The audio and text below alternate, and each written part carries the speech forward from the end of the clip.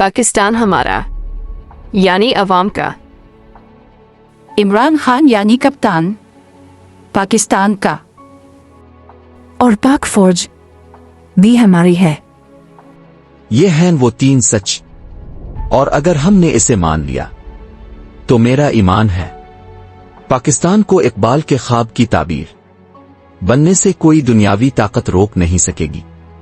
اس وقت یہی سمجھداری ہوگی کہ ان سچ کو مان لیا جائے۔ ان تینوں سچ میں سے دو سچ یعنی پہلا اور تیسرا قائمی ہے۔ یہ دونوں سچ کبھی بدلے نہیں جا سکتے اور بدلنے کی کوشش بھی نہیں ہونی چاہیے۔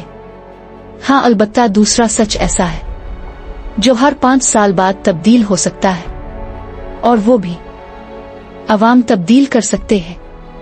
اس میں کسی کی بھی مداخلت نہ ہو، بلکہ اس سچ کو اتنا مضبوط کرنا ہوگا کہ کوئی شک و شبہ نہ رہے، اور اس میں تبدیلی کا عمل نہ صرف اندرونی طور پر بلکہ بین الاقوامی طور پر شفاف تسلیم کیا جائے، کیونکہ یہ ایک اسلامی ملک ہے، وہ بھی دنیا کی واحد اسلامی ایٹمی طاقت۔ اختتام تھوڑا سخت جملے پر کروں گا۔ قوم نے 8 فروری 2024 کو اپنے باشعور ہونے کا تاریخی ثبوت دیا، لیکن اس کو ہار جیت کی نظر سے دیکھا گیا۔